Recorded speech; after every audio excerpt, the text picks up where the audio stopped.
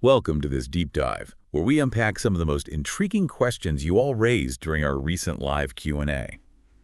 We've got a fascinating mix today, ranging from the very origins of the universe to what consciousness might be like after we leave this physical form, and even the ins and outs of becoming a Grifasi method operator. Yeah. Our source material is the live stream transcript itself, and our mission is to extract the core insights and different perspectives shared by the team. It's a really diverse set of questions, and it's a fantastic opportunity to delve into the different facets of how these concepts are understood and explained within the team. All right, let's dive right in with a big one, Mm. the creation of the universe. One of you asked, how was the universe created? Mm-hmm. Elena offered a really interesting perspective here, suggesting that our human tendency to look for a definitive beginning and end might actually be limiting our understanding. She proposed that the universe isn't about a start and finish line, but more about constant transformation and movement. Now, if we think about that for a second, if the universe has always been in motion, without a true beginning, how does that shift our perception of everything? That's a key point, that idea of transcending our linear perception of time. Elena highlighted that our experience of time as a straight line, one thing following another, is really tied to our physical existence here on Earth. Mm-hmm. She mentioned that in altered states of consciousness, like hypnosis, that linear constraint seems to dissolve. It's almost like time becomes more fluid, less of a rigid structure. Exactly. And Calogero added to this by saying that trying to understand the universe using only the rules we observe in our physical world is inherently restrictive. Yeah, definitely limiting. He emphasized that the universe, in its totality, is far more complex than just the physical aspects we can currently perceive and measure. It makes you wonder what else is out there, operating under completely different sets of principles. What's fascinating here is Elena's conclusion that our rational thought, which has evolved to help us navigate this physical reality, might not be the ideal tool for fully grasping these non-physical aspects of the universe. Mm-hmm. She made a really thought-provoking point about how this kind of knowledge, this broader understanding of reality, isn't typically taught in our conventional education systems, which leaves many of us unaware of these much larger possibilities. Right. It really challenges some of our most basic assumptions about how everything works. Okay, let's move on to another fascinating question, this one from Yoli Oliva. I would like to know how hormones and the five senses were integrated into this biological body and why we feel in this plane. Elena's interpretation of this was quite unique. Yeah, what really stood out to me in her response was the idea that our physical body isn't something that had hormones and senses integrated into it, like adding components to a machine. Hmm. Instead, she sees it as more of an extension of our own fundamental energy and consciousness. She suggests that at a more subtle level of our being, we actually chose to come to Earth and take on a physical form precisely because this dimension, this particular plane of existence, requires a body to have certain kinds of experiences, to interact with it in a specific way. It's almost like we're choosing an avatar for a particular game, a specific set of tools to interact with this reality, isn't it? Exactly. And she went on to say that the creation of these forms, these physical bodies, is a deeply personal choice for each individual life. Ideally one made without being bound by external contracts or pre-agreements. So it's less about a passive integration and more about an active creation driven by our desires for specific experiences. This brings up a really important point about our personal power and agency in shaping our own reality, even down to the most fundamental level of our biological form. Yeah. It shifts the perspective away from the idea of us being simply given a body and towards us actively participating in its manifestation. Our third listener question dives into the fundamental nature of our being and what happens after physical life. Patricia asked, does the soul have an origin? Can it reincarnate into any species? Freddy took on this profound question. Freddy started by wisely addressing the potential for confusion around terms like soul or spirit, as these words can carry a lot of different connotations for people. Joe? He clarified that within the framework of the Grifasi method, the focus tends to be more on the subtle, energetic aspect of ourselves, that core essence that persists beyond the physical. And when the question of origin came up, Freddy echoed some of the sentiments we heard earlier from Elena and Calogero. He pointed out that our rational minds are naturally wired to seek beginnings and ends as a way to understand things. Right, it's how we make sense of stuff. However, when we're talking about concepts like infinity, the very idea of a finite origin point becomes problematic. The need to define an origin, in this context, might be more of a limitation of our mental framework rather than a reflection of reality. Exactly. It's like trying to put an immeasurable quantity into a container with a fixed size. And regarding the possibility of reincarnating into different species, Freddy's response was quite direct and affirming. From that fundamental energetic state, the potential exists to choose any form for reincarnation. Wow. This really highlights the incredible fluidity and potential inherent in our energetic essence, not being limited to just one type of physical expression. Next, we had a question about a really common and often discussed phenomenon associated with near-death experiences, the tunnel of light. The listener wanted to know our opinions on whether it's a deception or something naturally occurring and perhaps even benevolent as we leave the physical body. Yeah, the tunnel. They also mentioned a scientific explanation they had heard. Yes. The scientific viewpoint that's often put forward suggests that as the physical body begins to shut down, particularly the nervous system connected to our vision, there's a loss of electrical current. This can lead to a narrowing of the field of vision, with light appearing more intensely in the center, creating that characteristic tunnel-like effect until consciousness ceases within the physical brain. But Calogero offered a broader perspective, acknowledging that while the scientific explanation might account for what's happening on a purely physical level, it doesn't necessarily explain the multitude of experiences that occur beyond that physical realm. He mentioned that the perception of light in non-physical environments is something that comes up frequently in their sessions, suggesting it's a real phenomenon beyond just the physical. And his view on the tunnel itself was quite nuanced. He proposed that it could potentially serve as a guide to another dimension or realm, perhaps even a positive one where individuals encounter deceased loved ones. However, he also raised the possibility that in some cases it could be a form of deception, potentially leading to what some might call reimplantation into another cycle without conscious choice. But Calogero's core message really cut through all the speculation about what the tunnel might be. He emphasized that ultimately, whether it's a deception, benevolent, natural, good, or bad, is almost beside the point. Right. What truly matters is your own internal state of power and awareness. He said that if you fundamentally recognize your own inherent power as a being, then nothing in your energetic space can truly affect you without your conscious consent. That's a really empowering message of self-sovereignty. He even went on to say that if, after passing through a tunnel or any other experience after physical death, you find yourself in a place you don't resonate with, you retain the agency and ability to simply choose to leave. Just leave. Yeah, your fundamental freedom to choose your state of being is paramount, regardless of the nature of the tunnel itself. It puts the focus firmly back on the individual's power. Our next question took a more practical turn, coming from a listener named Vaquero, who asked Calogero if he would like to be a hypnotherapist.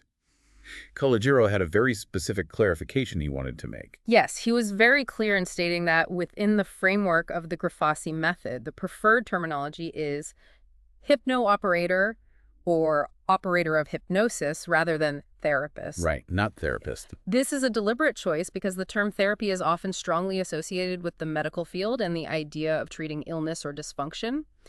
They want to emphasize that their approach is distinct from traditional medical or psychological therapy. In this context, the relationship is between operators and clients, focusing on facilitating self-discovery and empowerment, not on a therapist-patient dynamic. He then elaborated on the process of becoming an operator, highlighting that it doesn't involve things like extensive sociological analysis of the individual or requiring the aspiring operator to undergo prior hypnotization as part of their training. The main focus is on learning the fundamental concepts and techniques of the method, with a strong emphasis on the understanding that the client is ultimately the one who holds the key to their own solutions, and the operator's role is to skillfully facilitate that self-discovery process. Following this explanation, there was a clear call to action, with a mention that detailed information about the Hypno-Operator course is readily available via a specific link. Okay. Additionally, a separate course led by Angi, focusing specifically on the art and science of entering hypnosis, was highly recommended given Angi's extensive personal experience within various hypnotic environments. Calogero did express a noticeable degree of surprise and perhaps a touch of frustration regarding the somewhat lower level of interest in these foundational courses within the Spanish-speaking community compared to the interest shown in other languages. Yeah, he seemed genuinely surprised. He emphasized the significant value and importance of this training for individuals seeking deeper self-knowledge and the ability to access their own answers and understanding. And there was a really important announcement made about a special, more advanced course specifically designed to support those who have already completed the first-degree operator course. Oh, right, the follow-up course. Exactly. This course is aimed at helping individuals overcome any remaining blocks they might encounter and accessing their own knowledge and answers. However, it came with a clear caveat. The course was at risk of being canceled if a minimum number of reservations from those who had already completed the prerequisite first-degree course weren't received by the following Monday. Wow, an ultimatum almost. Yeah, it really underscored the sequential and building block nature of their training. Finally, in this segment, there was a clear reminder provided about how individuals could access one-on-one support, with contact information for scheduling individual sessions with various members of the team being shared for those seeking more personalized guidance. It really highlighted the comprehensive nature of their offerings, ranging from these initial foundational courses all the way through to more specialized training and individual support for those seeking deeper exploration. Shifting gears slightly, the next listener question, coming from Consultors Paraguay, touched on the intriguing topic of potential variations in information that can emerge from investigative sessions. Ah, yes. He asked directly, can the differences in information from investigative sessions be due to the beliefs of the telepathic supports? Calogero addressed this by first laying out a core principle that underpins the Grifasi method. He clearly stated that the telepathic supports who work within the Grifasi method undergo specific training in the methodology itself. A central tenet of this training is the cultivation of neutrality, actively working to prevent their own personal beliefs, biases, or interpretations from influencing the information that is being accessed or conveyed during a session. Freddy then elaborated on this, acknowledging that while the ideal is complete neutrality, the reality is that subtle differences in the information received can still arise. He referred back to factors that have been discussed in previous sessions, such as the potential for what they call contamination of information from various sources. Right, contamination. He also mentioned the inherent filters and interpretive processes that each telepathic support, as an individual, might unconsciously employ when processing the vast amount of information that becomes available in a hypnotic state. It's important to remember that even with rigorous training in neutrality, the sheer volume and complexity of the information being accessed can lead different individuals, even those striving for objectivity, to focus on slightly different aspects or to interpret the same information through their own unique, albeit hopefully neutral, lens. It really highlights the fascinatingly nuanced nature of trying to gather information in these kinds of investigative sessions. It's not as simple as just tuning into a radio signal. Absolutely. It serves as a good reminder that while the methodology aims for as much objectivity as possible, the inherent human element in the process of perception and reporting can still introduce subtle variations. This part of the live stream then took a really interesting turn, where both Calogero and Freddy decided to pose some thought-provoking questions directly to the listeners who were participating. Oh yeah, that was interesting. Calogero asked quite pointedly, "What are you so afraid of that you feel the need to protect yourself so much?" And Freddy followed up with a very personal question. Do you consider yourselves to fundamentally feel like power? These are incredibly insightful questions that really delve into some of our deepest underlying beliefs and perceptions about ourselves and the world around us. Okay. The initial responses that were mentioned, a fear of energy absorption and a fear of losing conscious awareness during sleep, certainly point to some core anxieties and a sense of potential vulnerability that many people seem to experience. It really makes you stop and think about the invisible walls or barriers we might be unknowingly putting up around ourselves, and where those feelings of fear and the need for constant protection might actually stem from. Precisely. And Freddy's question about feeling like power is equally fundamental. It really taps into our sense of personal agency, our inherent capabilities, and how we perceive our own strength and influence in our lives and within the broader reality. Now, let's move on to a question that delves into the very essence of who we are. Anamara Julio asked, how do you define essence, and what percentage do we bring to this incarnation? Freddy provided a really comprehensive explanation in response to this. Freddy defined essence in a very expansive and empowering way, describing it as a state of infinitude, a deep and unwavering feeling of absolute power, a sense of lightness, being fully and absolutely conscious and aware, the complete absence of fear, Wow. and even seeing what we perceive as fears as simply opportunities for further experience and growth. It's a truly liberating definition. And when it came to the idea of bringing only a certain percentage of our essence into this physical incarnation, Freddy really challenged the underlying assumption of separation or limitation. Yeah, he pushed back on that. He suggested that the very belief that our essence is somehow fragmented, separate from us, or trapped elsewhere is what actually creates a feeling of lack or incompleteness. In reality, he proposed that our full essence is inherently present with us, right here and right now. He went on to explain that what creates the illusion of this division or incompleteness are things like the various distractions we face in our daily lives, the societal and cultural programming we're exposed to, energetic interferences, and other external influences. Right. The noise. Exactly.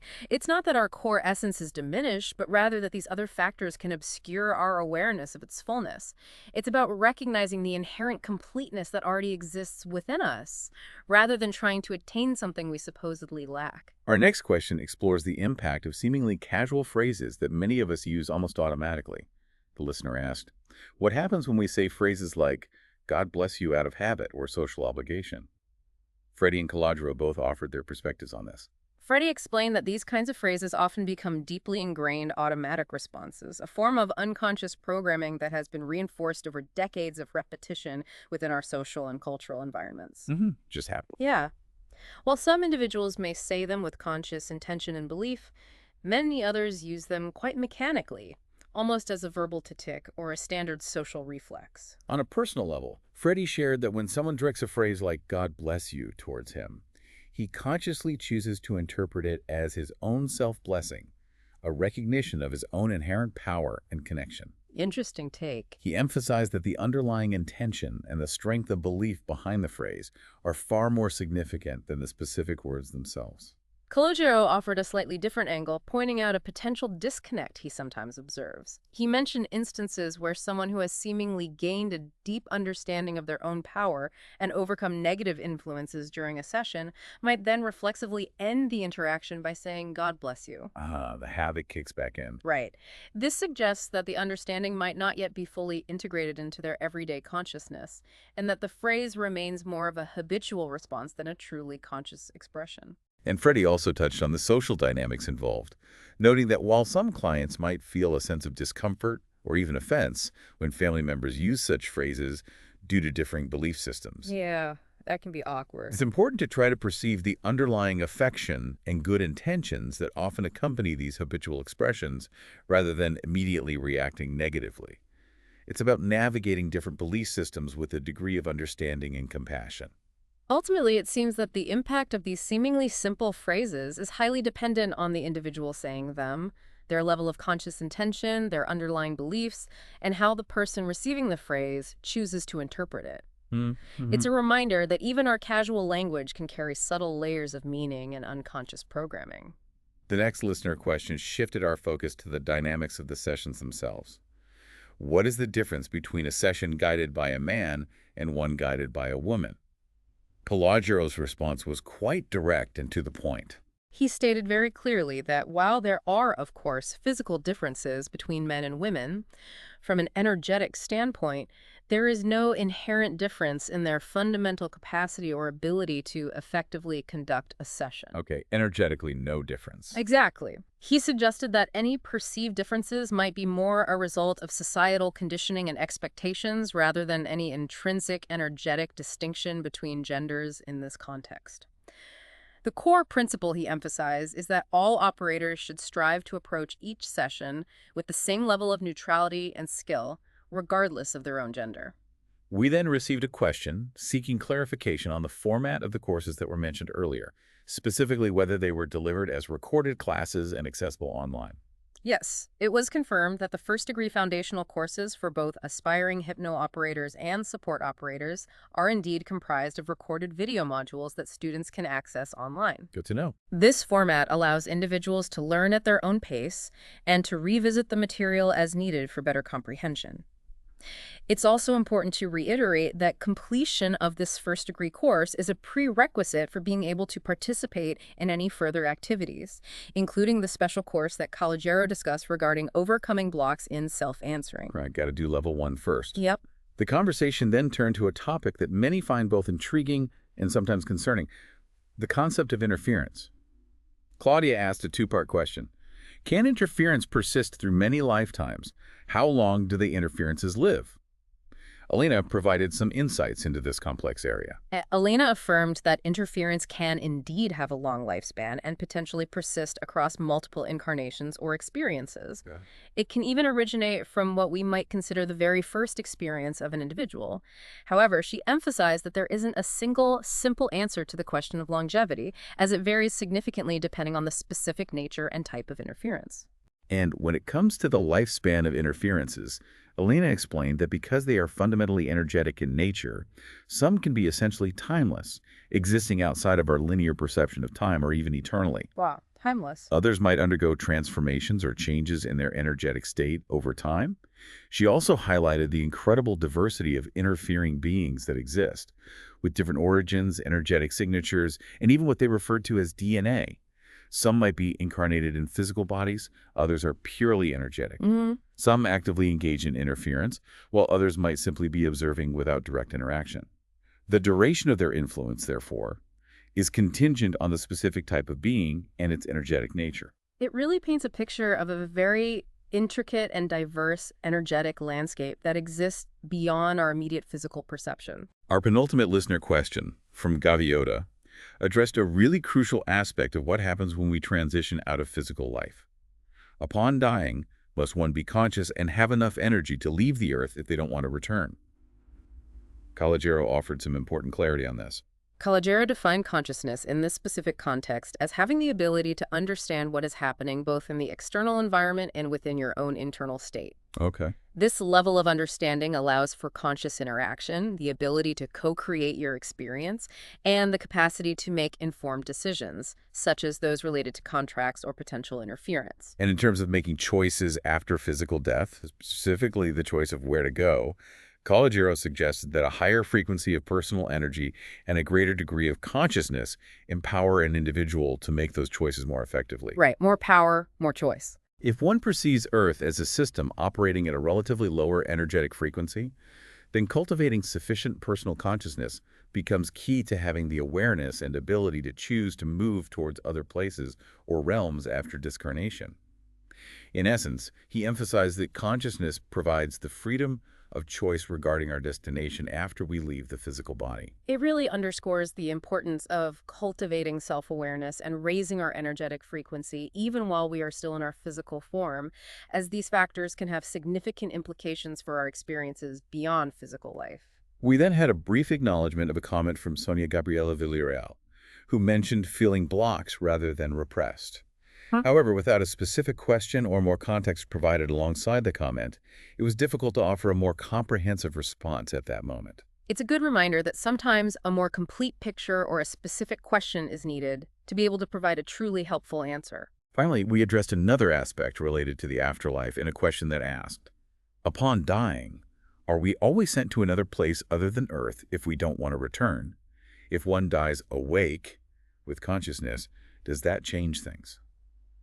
Elena provided a reassuring perspective on this. Elena stated quite clearly that if an individual discarnates consciously, meaning with full awareness of what is happening, and if they have no remaining energetic contracts or unresolved ties to the Earth plane, then they were not automatically directed or sent anywhere in particular. Okay, so you're free.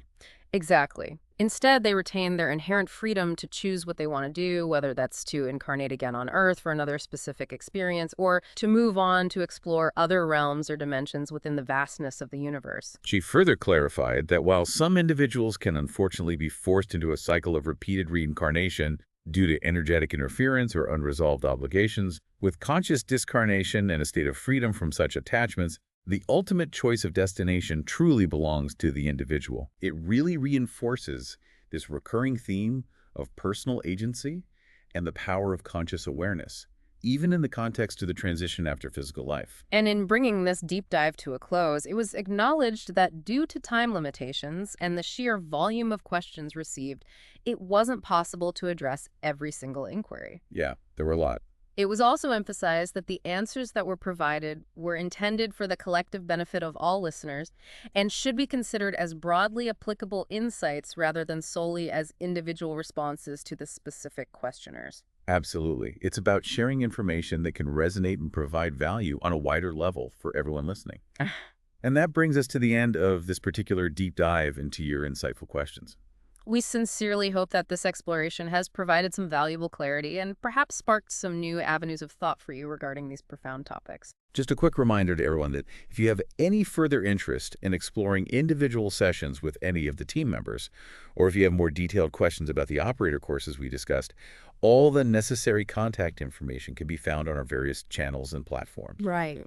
And we are very much looking forward to our next live session, which will be happening this coming Monday.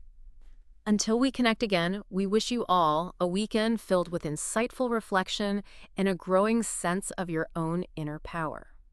And for our final thought today, we invite you to really consider the profound implications of your own inherent power and the incredible freedom that you possess in making choices, not just within the context of this current lifetime, but potentially extending far beyond as well. Take some time to contemplate that inherent freedom, independent of any external dictates or perceived limitations that might have been placed upon you.